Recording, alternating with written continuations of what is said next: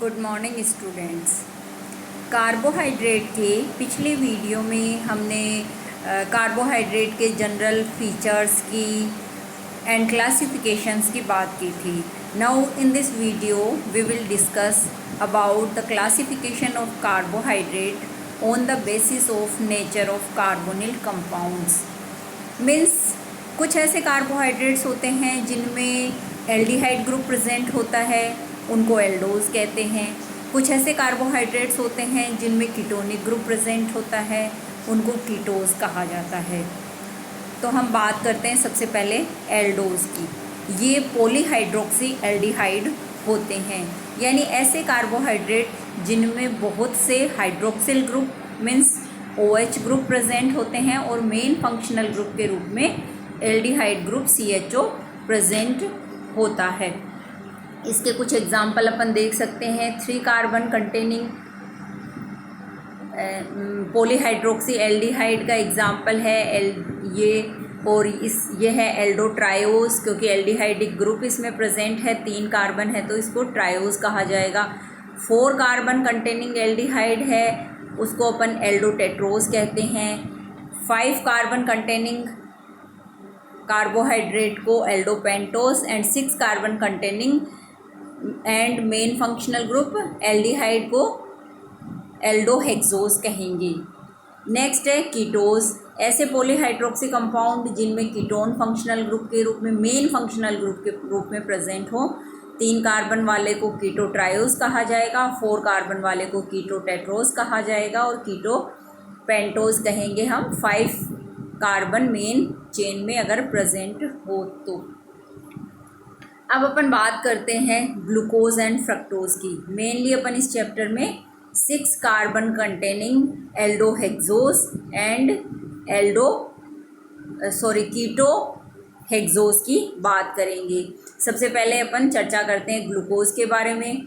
Glucose के देखिए दूसरे अदर नेम्स से भी ग्लूकोज को जाना जाता है, जो कि डेक्सट्रोज हैं, ग्रेप शुगर है, ब्लड शुगर है, ये सब ग्लूकोज के ही दूसरे नाम हैं। इनके ये नाम क्यों रखे गए हैं? क्योंकि ये पके हुए ग्रेप्स में ग्लूकोज पाई जाती है, ह्यूमन ब्लड में जो ग्लूकोज पाई जाती है, जिसके कारण से इसे ब्लड शुगर भी कहा जाता है। मीठे फलों में, शहद में, और कुछ व्यक्तियों के कुछ ऐसे पेशेंट्स होते हैं डायबिटीज़ के जिनके यूरिन में भी ग्लूकोज पाया जाता है। लैब्स में इसे सुक्रोज के हाइड्रोलिसिस से बनाया जाता है, यानी मेन इसकी प्रिपरेशन सुक्रोज से की जाती है। और सुक्रोज के बारे में मैं बता चुकी हूँ, अपने किचन में जो अपन शुगर काम में लेते हैं वो सुक्रोज का ही एक रूप है। सुक्रोज का देखिए फॉर्मूला होता है C12H22O11। इसका जब हाइड्रोलिसिस किया जाता है एसिड की प्रेजेंस में तो ये ग्लूकोज एंड फ्रक्टोज में डिवाइड हो जाती है। अब अपन बात करते हैं कि इस ग्लूकोज की इंडस्ट्रियल सिंथेसिस किस तरीके से की जाती है। लैब्स में तो अपन सुक्रोज से ग्लूकोज और फ्रक्टोज दोनों को बना सकते हैं, लेकिन इंडस्ट्रीज़ में इसको स्टार्च से बनाया जाता है। इंडस्ट्रीज़ में क्योंकि लार्ज अमाउंट में इसको बनाया जाता है, लार्ज क्वांटिटी में इसको बनाया जाता है, तो इसको स्टार्च के हाइड्रोलिसिस से बनाया जाता है। स्टार्च का देखिए जनरल फॉर्मूला है अपना C6H10O5, और इसका जब हाइड्रोलिसिस किया जाता है तो हाइड्रोलिसिस से मेनली ग्लूकोज ही प्राप्त होती है। देखिए सुक्रोज का जब हाइड्रोलिसिस करते हैं अपन तब तो हमें ग्लूकोज और फ्रक्टोज दोनों मिलती है, लेकिन स्टार्च के हाइड्रोलिसिस से सिर्फ ग्लूकोज ही मिलती है, यानी ग्लूकोज ज़्यादा क्वांटिटी में भी हमें मिल जाती है। दूसरी बात हमें ये भी पता चलती है यहाँ से कि ग्लूकोज स्टार्च केवल और केवल ग्लूकोज से ही मिलकर बना हुआ है, एक ही तरह की मोनोसेकेराइड से स्टार्च बना हुआ है। फ्रक्टोज के बारे में अपन कुछ जनरल फीचर्स देखें। फ्रक्टोज मीठे फलों के रस में पाया जाता है। जो जितने भी फ्रूट्स होते हैं स्वीट नेचर के होते हैं, उन सभी के जूसेस के अंदर फ्रक्टोज पाया जाता है, इसलिए इसे फ्रूट शुगर के नाम से जाना जाता है। ग्लूकोज के साथ ये शहद में प्रेजेंट होता है, सुक्रोज में भी ये पाया जाता है, ग्लूकोज के साथ में इंसुलिन में भी ये पाया जाता है। ये वाइट क्रिस्टलाइन होता है और अगर इसे फ्रक्टोज को अपन 102 डिग्री सेल्सियस टेम्परेचर तक हीट करते हैं तो इसका लाइसिस हो जाता है। फ्रुक्टोज स्वाद में, टेस्ट में बहुत मीठा होता है, वाटर सोल्यूबल होता है, ऑर्गेनिक कंपाउंड्स में ये इनसोल्यूबल होता है। एक प्लांट होता है डहेलिया, उसकी रूट से प्राप्त इन्यूलिन का हाइड्रोलिसिस करके भी इसे बनाया जा सकता है। इस तरीके से हम देख सकते हैं कि ग्लूकोज तो एक एल्डोहेक्सोज है जिसमें एक aldehydic and 5 hydroxyl group present है। जब एल्डिहाइडिक ग्रुप के कारण ये HCN के साथ साइनोहाइड्रीन का फॉर्मेशन करता है एंड 5 हाइड्रोक्सिल ग्रुप्स के कारण ये पेंटा एसिटिल डेरिवेटिव भी बनाता है। ये आपके एग्जाम्स में पूछा जा सकता है। किस रिएक्शन के द्वारा आप ये एक्सप्लेन करेंगे या प्रूव करेंगे कि ग्लूकोज में एल्डिहाइडिक ग्रुप प्रेजेंट है, कौन सी रिएक्शन के द्वारा, किस प्रकार आप ये प्रूव करेंगे कि ग्लूकोज में 5 हाइड्रोक्सिल ग्रुप्स प्रेजेंट हैं, उसके लिए अपन इन रिएक्शंस को देख लेते हैं। देखिए अब अपन बात करते हैं ग्लूकोज की रिएक्शंस की। ग्लूकोज की जब HCN के साथ हाइड्रोजन साइनाइड के साथ रिएक्शन करवाई जाती है तो साइनोहाइड्रीन का फॉर्मेशन होता है और ये रिएक्शन ये प्रूव करती है कि ग्लूकोज में main functional group aldehydic group होता है। अगर इसका रिडक्शन किया जाए, किसका, ग्लूकोज का अगर रिडक्शन किया जाता है हाइड्रोजन की प्रेजेंस में तो सार्बिटोल का फॉर्मेशन होता है और फिर सार्बिटोल रेड फॉस्फोरस और HI से रिड्यूस होकर के N हेक्सेन का फॉर्मेशन करता है, N हेक्सेन बनाता है। N हेक्सेन नॉर्मल हेक्सेन का मतलब होता है 6 carbon straight chain, 6 carbon containing straight chain. इससे ये पता चलता है कि ग्लूकोज में 6 कार्बन होते हैं वो एक स्ट्रेट चेन के रूप में सीधी श्रृंखला में जुड़े हुए होते हैं। ये भी हमें किससे पता चल रहा है, इस रिएक्शन से पता चल रहा है। यानी हम कौन सी रिएक्शन से या किस प्रकार ये प्रूव करेंगे कि ग्लूकोज में 6 कार्बन होते हैं और वो सभी स्ट्रेट चेन में अरेंज्ड होते हैं इस रिडक्शन रिएक्शन के द्वारा। अगर इस ग्लूकोज का एसिटाइलेशन किया जाता है एसिटिल क्लोराइड के साथ में या एसिटिक एनहाइड्राइड के साथ में तो पेंटा एसिटिल ग्लूकोज का फॉर्मेशन होता है, जो ये प्रूव करता है कि ग्लूकोज में 5 हाइड्रोक्सिल ग्रुप्स प्रेजेंट हैं। इसका ऑक्सीडेशन करने पर अगर ब्रोमीन वाटर के साथ ऑक्सीडेशन किया जाता है तो ग्लूकोनिक एसिड का फॉर्मेशन होता है और ग्लूकोज का अगर डायरेक्ट या फिर ग्लूकोनिक एसिड का HNO3 से ऑक्सीडेशन किया जाता है तो सैकेरिक एसिड का फॉर्मेशन होता है। ये ग्लूकोज के कुछ रिएक्शंस हो गई। इन रिएक्शंस के द्वारा हम ग्लूकोज की अंदर present main functional group, straight chain, carbon chain, इसके बारे में एक्सप्लेन कर सकते हैं, प्रूव कर सकते हैं। ये अपने एग्जाम्स में पूछी जाती है।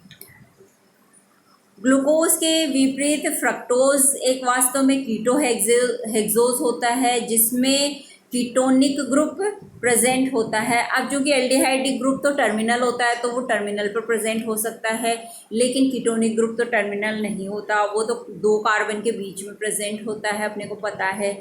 जैसे कि ये जो कीटोनिक ग्रुप होता है ये इस तरीके से होता है, 2 तरफ इसमें कार्बन चेन अटैच होती है, इसलिए ये मिड में ही हो सकता है, टर्मिनल पर नहीं हो सकता।